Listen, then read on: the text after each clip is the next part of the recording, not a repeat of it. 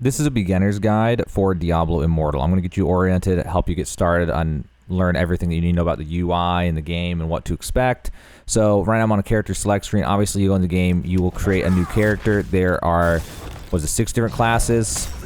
This video is not about classes though, so you'll have to go and pick one that sounds good to you. You know, you got range, you got physical, you got different ones that do different things. Their abilities all are obviously different depending on what they are. So when you go through that, you'll go to the character creator. You'll get you don't get to change how they look very much. There's not a lot to change. There's some pre-mades, and then there's customizing, and it's like you can change skin color and hair a teeny bit, and change a little bit about their face, and do some eye makeup and stuff, and you're pretty much done. Once you actually get into the game with that character, it'll put you through a little like opening cutscene type of thing, and then after that you're just into the game. And it's pretty straightforward. Over on the left you'll see your quests, your active quests, and the ones that are orange looking are like usually the main story ones, and you can just click them and it will guide you to where it is. So whenever you click and you see these foot icons on the ground, you can just follow those to your next objective and just go from objective to objective and just go through the main story and start off. That's how to level up. And if you want to have a leveling guide, by the way, I will link my leveling guide in the description of this video below the first paragraph somewhere, because I made a guide specifically for leveling. So if that's what you're after, different video, okay? Different video. Anyway, so that's going to be the biggest thing that you're going to deal with in this game, just going there, doing quests, at least in the first bit of the game. There are a bunch of other things to know about. Obviously, got UI up here, your health bar, which is a really awkward spot when you're on PC to see it.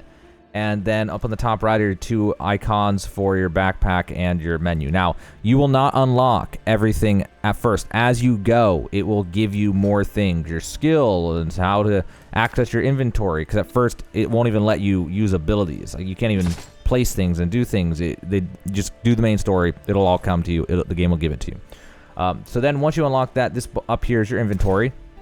Really important thing to know. If you're curious to know how much to the next level, you can always go here and click on it right here, and it'll show how much XP you need and where you are at right now. So that's important.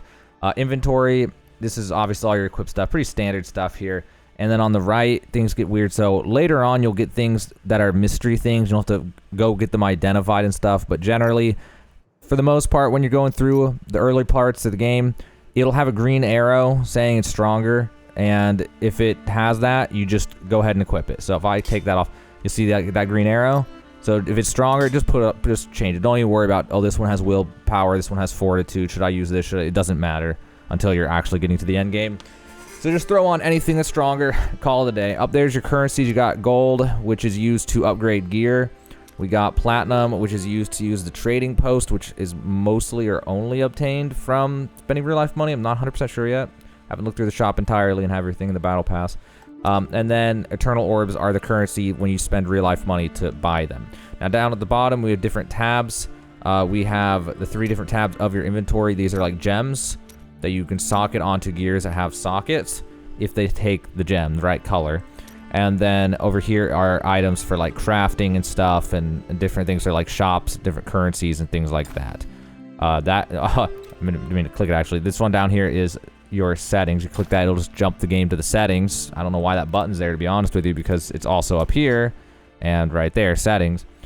So when you click the other button, you'll get to your main menu, and there's just a bunch to go through. So we got the shop, pretty standard stuff. I don't really need to go through it. Maybe I'll make a video specifically for the shop, but go in there and spend real life money to pay to win, which apparently I've heard rumors that you could spend hundreds of thousands of dollars on this game to actually be a whale or whatever. So crazy. One of the biggest things you'll be using is skills right here. Skills, and here's all your skills, and you'll unlock them as you level up. So more skills come as you level up, and they rank up as you level up, which makes them stronger. And then we have quests. So if you want to take a deeper dive into the quests that are on the left, you can go over there. And then the codex. Now the codex is very important. So the codex, you need to keep up with it. There's battle pass activities, guide quest, conquest, and different things. And there'll be these rewards like this right here, and I click it. It gave me this currency called hilts, which you can use to buy certain things. This one will give XP, and that's why it's important to keep up with these. Keep your XP up so you don't have to go grind for as long in some random place doing some random thing. Leveling guy, if you want to know more about that. You go here, get your daily activity reward. So over in activities, it's like dailies, and you claim them. They go towards your battle pass, but they also go towards this daily activities reward. And there's my answer at platinum. You apparently get platinum from your 3rd daily rewards chest as one of the ways to get platinum. Platinum's something I'll be focusing on in a later video, though, so that's not for the beginner's guide. But yeah, so any of these that you can claim, just go ahead and claim them every day, and doing these things every day is really good. Go do bounties, do some Elder Rifts, do Bestiary, Challenge Rift, any of that stuff. We'll get to that maybe in a minute. And then quest, same thing. I'm not going to go through this. Just go through there, do your stuff. Do your stuff, important. We got a Bestiary. This one's a little weird, so back to the inventory, there's a currency you'll find called Monstrous Essence, and every time you get 10 of it, I was told that you can only carry 10 of it, so every time you have 10 of it, you're gonna go, there's like a thing on the map, if I open up the map, it's called the Horatic Altar, and you'll take it there in order to unlock another page in the Bestiary. So, yeah, that's a thing, so keep an eye out for that. That's how that apparently works. And then there's the Adventurer tab, which is about, later on you unlock clans and things, and there's rewards, that type of stuff, clans. We got your friends list, obviously. I'm not going to go in detail on that. And then Party Finder, if you want to, try to get into a group with people, play with other people, for whatever reason. And then we got Warband, which is a really weird feature, really unique. It's kind of like being in a clan, but like smaller, and it's just up to 8 of you, and they're like goals and things, and it's just people who like it'd be for if you have a few friends, like 6 people or 4 people that you often play MMOs with, and you would all just jump into a warband, and it's just for you guys to hang out. It's like a hangout type of group to keep in like, I don't know, with each other more easily. And then there's leaderboards for various things. Challenge Rift, what level can you make it to, and how fast can you do it? For the war bands and things and their progress towards, I'm not even sure what their progress is towards. It's like a later game thing to even worry about. This is a beginner's guide. So yeah, that up here's your mail. And go here to see about different things that are in here. Forgot items in a challenge rift or something, maybe it'll give it to you. And then you can also see right here, right below your health bar, there's this spot right here, and it's like alerts, and it'll alert you to things you should deal with, like going to your codex and claiming things, and it'll let you know. It'll also try to sell you things in the shop with a little bell icon here sometimes and say, there's a new item in the shop, you should buy it, you should spend money, and then also if you click this icon, it'll bring up the quest in more detail. If you want to know how to play with the party, it's up here, this icon, and then you can try to invite people from your friends lists. I don't know if how you invite someone directly, actually. I'm not sure if there's like a /invite command or something. So that's the gist of that. Something else you know about combat, you got this potion thing. My full life, I can't use it. So down here, the way that potions work in this game is you can have 3 at a time. It's basically just a cooldown. You use it, and it'll use up one of the 3 bars. And then you can't use another potion for like, I don't know the cooldown, like 30 seconds, 20 seconds, something like that. And then after that, in order to recharge it, you have to defeat enemies. So it's kind of like, what's that? It's like lifesteal feeling where, you gotta, there's a word for like living off of eating people, basically. Not cannibal, but like something else. And then, yeah, that's how you recharge it. You keep that up. Down here's all your abilities. And I'm sure on a phone, you probably have to tap these actually. On PC, it's number keys and then left clicking a target in order to attack.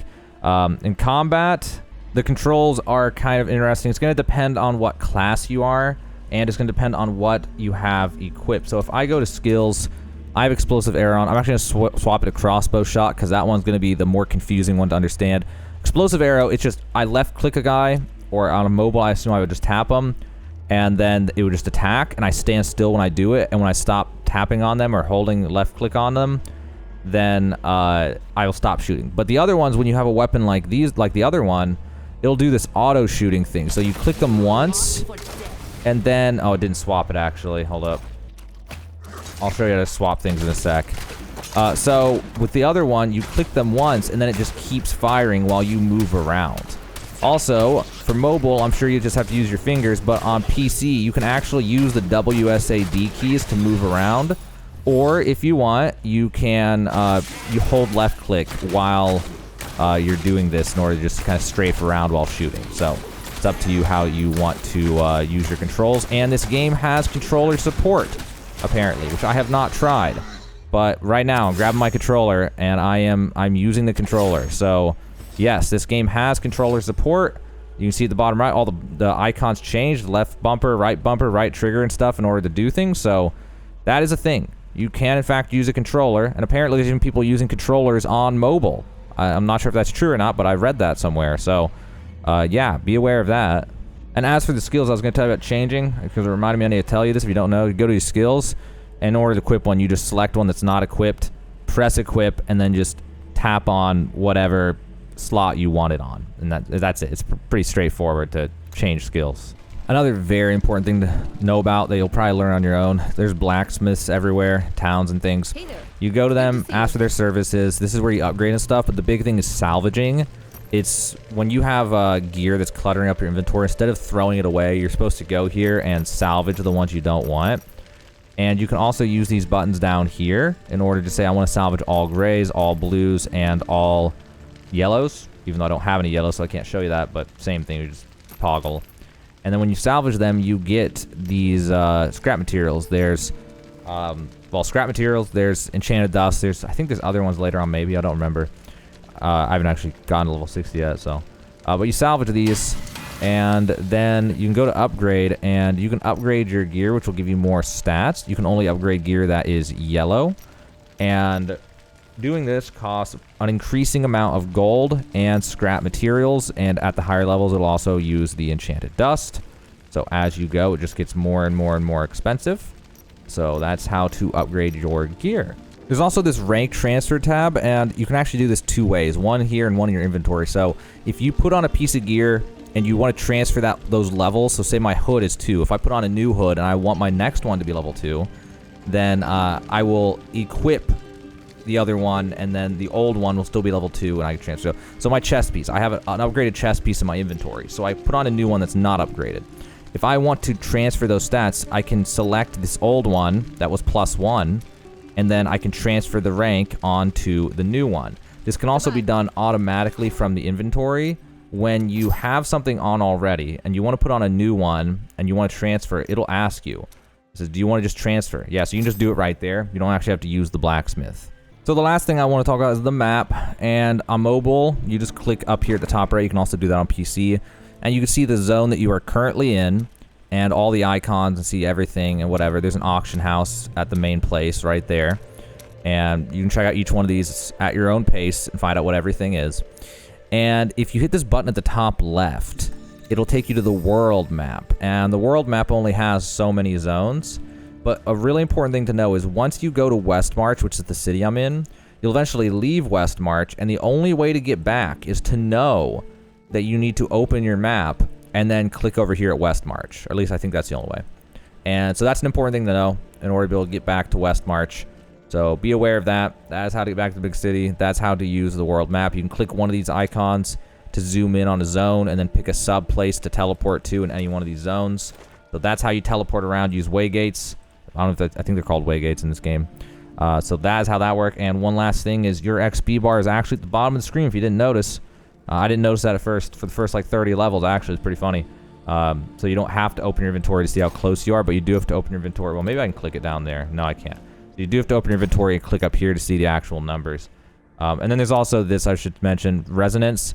It's gained by putting in gems. So when you socket these gems, they add resonance, and resonance increases base attributes on skills, which is how whales can pay to win in this game. One of the ways, which I'll get to in a totally different video. Oh, I guess one more thing here. Navigation. So I can auto-nav to things like this. I can do that in a zone where I have completed the main story. If you have not completed the main story in a zone, then you cannot auto-navigate to a destination. And if you want to auto-nav, there's 2 ways to activate it. If you've stopped the auto-nav, you can click this button to continue auto-nav, or you can, up here, you can deselect and then reselect the quest, and then your person will auto-nav. There's also custom pin, so I can put a custom pin on a zone that I've completed and then click navigate. So go to your map, right click, and then navigate. I don't know what that'd be on mobile, but there you go. So that's also very helpful to know. Okay, I really hope I included everything. If to exit the game, there's a power button right here. There we go. This is probably support. Yeah, it's gonna open a web browser. That sends you to support. That's everything, guys. That's everything I think to tell you. So hopefully this beginner guide helps you out. Hopefully now you have a better understanding of how everything works at a beginner level, because I will later on touch on things like the legendary gem system and what all its benefits and pros and cons of the shop. Those are different videos. This was a beginner's guide. Hopefully this beginner guide helped you. Hopefully now you have a better understanding of how all the basics work in Diablo Immortal.